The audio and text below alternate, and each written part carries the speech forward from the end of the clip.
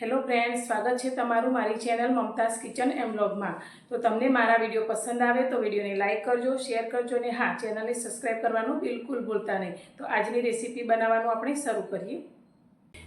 તો રોટલી શાક બનાવવાની ઈચ્છા ના હોય ત્યારે ઝટપટ બની જાય અને ઇડલી ઢોસાને પણ ભૂલાવી દે તેવી આજે આપણે રેસીપી તૈયાર કરીશું અને ખૂબ જ ઝડપથી બનાવીશું અને બહુ વધારે તૈયારી કરવાની પણ જરૂર નહીં પડે। તો અત્યારે મેં આ રેસીપી બનાવવા માટે 1 વાટકી ઝીણો રવો લીધો છે। તો તમારી પાસે રવો ના હોય તો તમે સોજીને મિક્સરમાં પીસી અને આ રીતે ઝીણો કરી શકો છો। તો એક મોટા બાઉલની અંદર લઈ લઈશું। હવે તેની અંદર આપણે સ્વાદ પ્રમાણે મીઠું એડ કરીશું, અડધી ચમચી જેટલું। અને જે વાટકીથી આપણે રવો લીધો છે તે જ વાટકીના માપથી 1 વાટકી આપણે અંદર પાણી એડ કરીશું અને પાણીની સાથે સારી રીતે આપણે રવાને મિક્સ કરી લઈશું।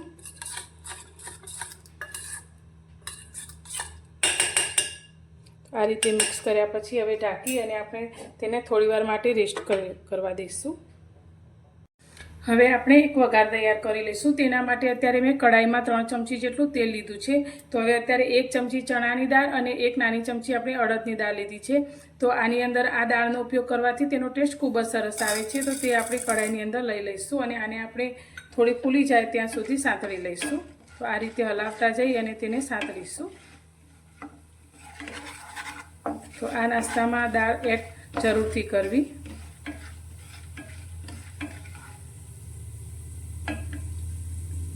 તેની સાથે અત્યારે આપણે થોડી રાઈ લીધી છે, અડધી ચમચી જેટલી, તે ઉમેરી દઈશું।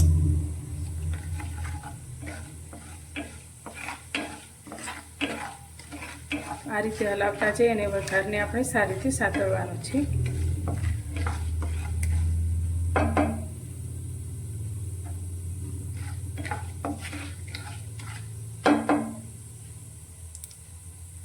તો રાઈ આપણી થોડી ચટકવા લાગે એટલે તેની અંદર અત્યારે મેં તીખાસ માટે લીલા મરચાં 2 સમારેલા લીધા છે, તે અંદર ઉમેરીશું અને સાથે આપણે મીઠા લીમડાના પાનના આ રીતે ટુકડા કરી દીધા છે, તે ઉમેરીશું।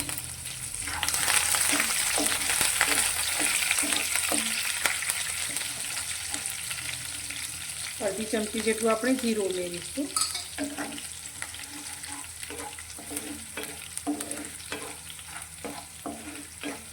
મરચાં આપણા સારી રીતે સંકળાઈ ગયા છે। તો અત્યારે હવે તેની અંદર અત્યારે મેં શેજવાન સોસ લીધો છે, તે આપણે 1 ચમચી જેટલો ઉમેરીશું। તમારી પાસે ના હોય તો તમે સ્કીપ કરી શકો છો અથવા તો તમે લસણની ચટણી પણ અંદર એડ કરી શકો છો।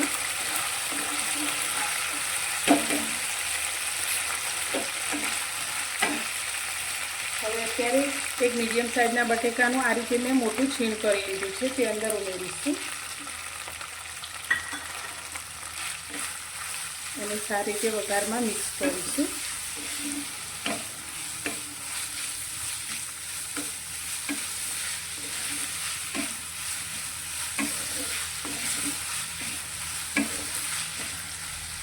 હવે એની સાથે અત્યારે મેં ચોખાના પૌવા લીધા છે, જે 2 ચમચી જેટલા લીધા છે, તે અંદર ઉમેરીશું। આનાથી ક્રન્ચી ટેસ્ટ ખૂબ જ સરસ આવે છે। તો બટેકા અને પૌવા આપણા થોડા સોફ્ટ થાય ત્યાં સુધી તેને સાતળવાના છે। તો અત્યારે સ્વાદ પ્રમાણે અંદર મીઠું એડ કરીશું। અડધી ચમચી જેટલું આપણે મીઠું એડ કરીશું અને સાથે કલર માટે અડધી નાની ચમચીથી થોડી ઓછી એવી હળદર એડ કરીશું।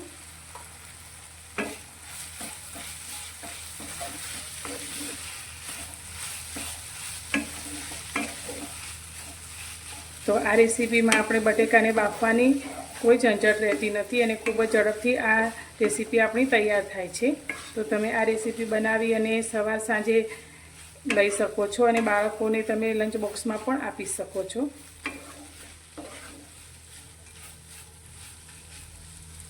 બટેકા આપણે એકદમ સરસ સોફ્ટ થઈ જાય ત્યાં સુધી તેને ઢાંકી અને થવા દઈશું।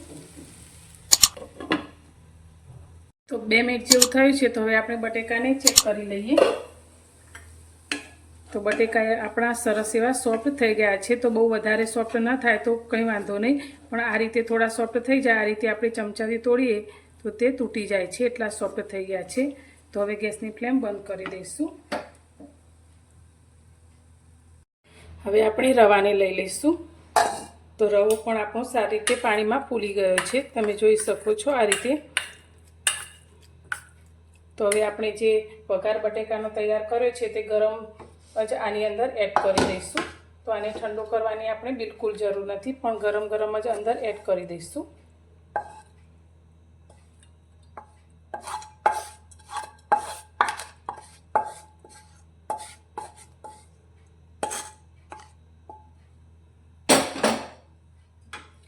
હવે બધું જ આપણે સારી રીતે મિક્સ કરીશું।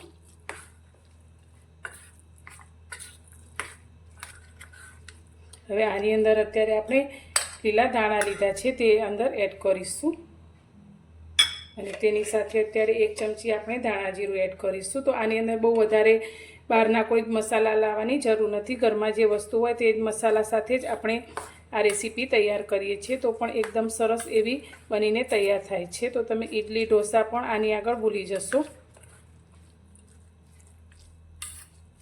હવે આની અંદર આપણે અડધા લીંબુનો રસ એડ કરીશું। જો તમારી પાસે લીંબુ ના હોય તો તમે આમચૂર પાવડર પણ લઈ શકો છો।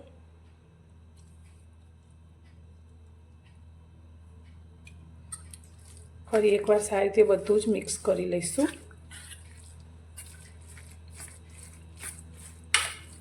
તો બધું જ સરસ એવું મિક્સ કરી લીધું છે। તો હવે આમાંથી આપણે નાસ્તો તૈયાર કરીશું।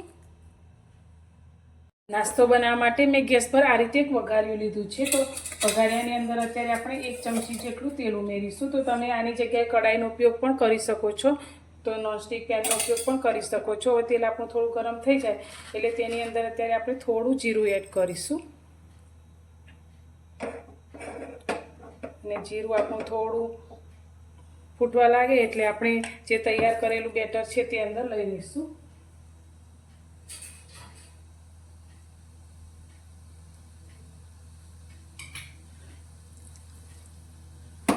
તો અત્યારે આપણે 1 ચમચા જેટલું અંદર લઈશું। તો આ નાસ્તાને બનતા પણ વધારે સમય નથી લાગતો, ખૂબ જ ઝડપથી નાસ્તો બનીને તૈયાર થાય છે। બધી બાજુ સરખી રીતે આપણે ફેલાવી લઈશું।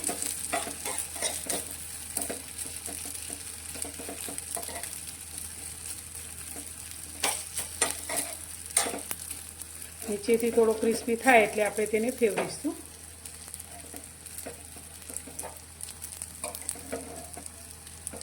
તો નાસ્તો આપણો આ રીતે ઉપરથી થોડો ડ્રાય અને નીચેથી ક્રિસ્પી થઈ ગયો છે। તો હવે નાસ્તાને આપણે પલટાવી લઈશું। તો આસાનીથી તે પલટાઈ જાય છે અને હવે આપણે તેની નીચેની સાઈડ પણ થવા દઈશું। તો તમે જોઈ શકો છો એકદમ સરસ એ ઉપરથી ક્રિસ્પી આપણો નાસ્તો થઈ ગયો છે અને આને થતાં પણ બહુ વધારે સમય નથી લાગતો। તો હવે નીચેથી પણ આપણે નાસ્તાને ફેરવી લઈશું। તો તમે જોઈ શકો છો એકદમ સરસ એવો ક્રિસ્પી આપણો નાસ્તો બનીને તૈયાર થયો છે। તો હવે તેને આપણે કાઢી લઈશું અને આ જ રીતે બીજા નાસ્તાને તૈયાર કરીશું। તો આ નાસ્તો બનતા બહુ વધારે સમય બિલકુલ નથી લાગતો। તો ફરી આપણે નાની અડધી ચમચી જેટલું તેલ ઉમેરીશું, ચપટી જેટલું જીરું ઉમેરીશું અને ફરી આપણે 1 ચમચા જેટલું બેટર અંદર લઈ લઈશું।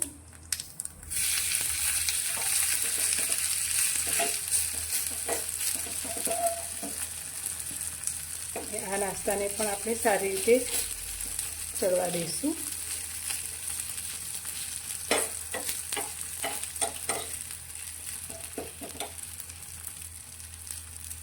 તો મિત્રો તૈયાર છે આપણી ઝટપટ બનતી એકદમ નવી જ રેસીપી, જે ઇડલી ઢોસાને તમે ભૂલી જશો એટલી ખાવામાં ટેસ્ટી બને છે અને બનાવવામાં પણ ખૂબ જ સરળ ઘરમાં રહેલી વસ્તુમાંથી તૈયાર થાય છે।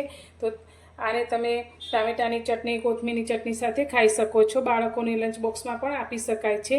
તો તમને મારી આજની આ રેસીપી કેવી લાગી, પસંદ આવી હોય તો કોમેન્ટમાં જરૂરથી જણાવજો અને હા, લાઈક કરવાનું બિલકુલ ભૂલતા નહીં અને તમે મારો વિડીયો ક્યાંથી જુઓ છો તે પણ જણાવજો અને મારી આ રેસીપી તમને પસંદ આવી હોય તો વિડીયોને લાઈક, શેર અને ચેનલને સબસ્ક્રાઈબ કરવાનું બિલકુલ ભૂલતા નહીં। તો ફરી મળીશું એક નવી જ રેસીપી સાથે નવા વિડીયોમાં।